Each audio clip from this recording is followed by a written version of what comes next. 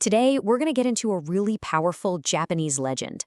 It's this incredible story about ambition, self-doubt, and, maybe most importantly, the amazing power of just not giving up. I mean, think about it. What does it really take to be the absolute best at something? It's a question that drives so many of us, right? That feeling deep down, that need to create something that lasts, to really master a skill.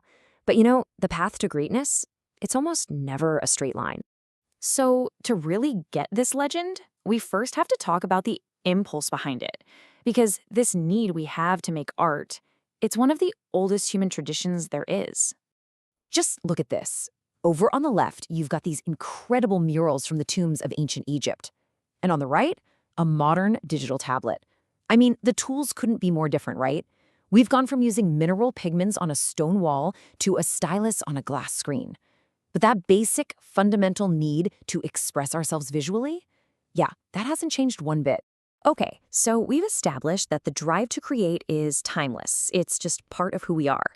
But what about the stories we tell about the creators themselves? The ones who are really striving for greatness? Well, those stories often take on a life of their own. And that, my friends, brings us into the world of legends. So what is a legend, anyway? It's kind of important to know what we're dealing with before we jump in and meet our hero. Basically, a legend starts with a real person, or maybe a real event from history. But over time, as the story gets told and retold, it gets polished up. The details get bigger, more dramatic, usually to teach some kind of moral lesson. Legends have a sort of recipe. They're rooted in a real historical time, but they've got these exaggerated, almost larger-than-life details.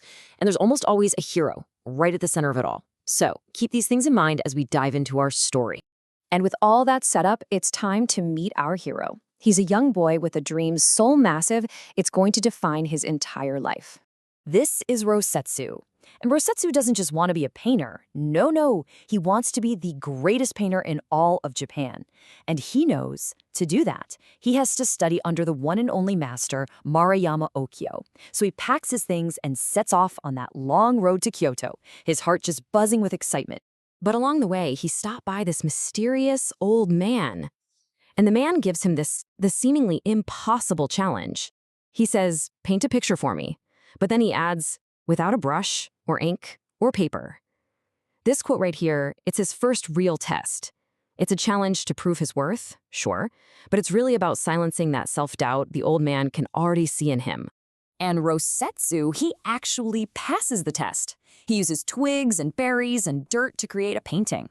The old man is impressed, gives him this old worn-out brush, and sends him on his way.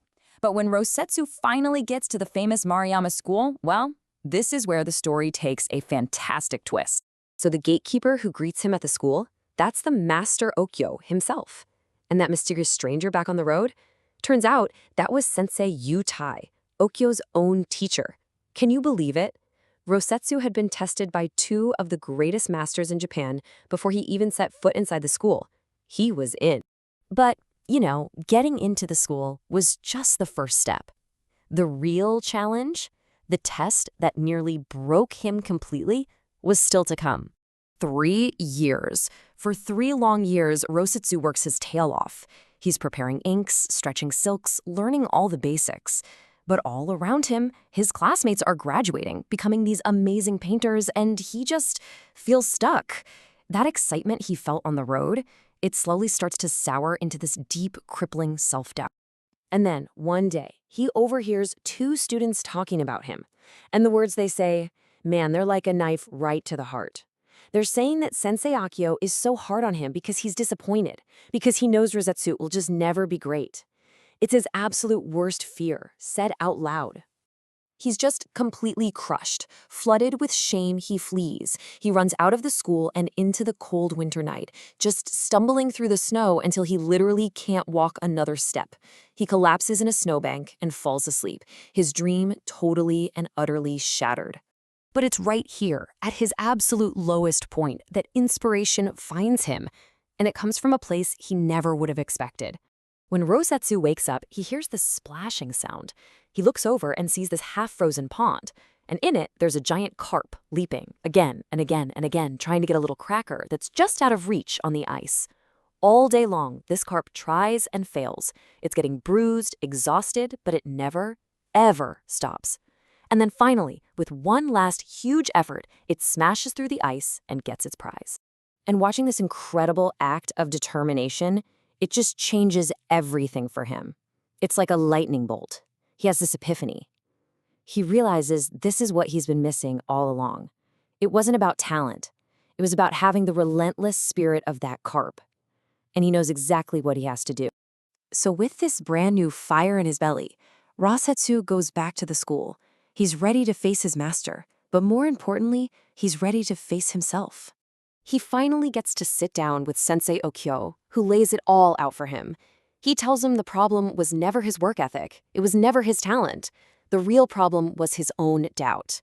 Okyo explains that fear was making him give up on his paintings halfway through, and that to ever be great, he had to believe in himself first. After that conversation, everything changes. Rosetsu works harder than he ever has before, and a year later, his skills are right up there with his master's. And then the day finally comes when he's allowed to use Sensei Yutei's special brush. And what does he choose to paint for his first masterpiece? You guessed it, a carp. A tribute to the creature that taught him to never, ever give up. And that was that. The legend tells us that Nagasawa Rosetsu didn't just fulfill his dream, he conquered that enemy inside himself and became one of the true masters of Japanese art. His long journey was finally complete. Which really just leaves us with one final thought, doesn't it? We all face our own frozen ponds, our own goals that seemed totally impossible. The legend of Rosetsu is really asking us to look around for that one thing, that one source of inspiration that makes us keep leaping. So let me ask you, what's your carp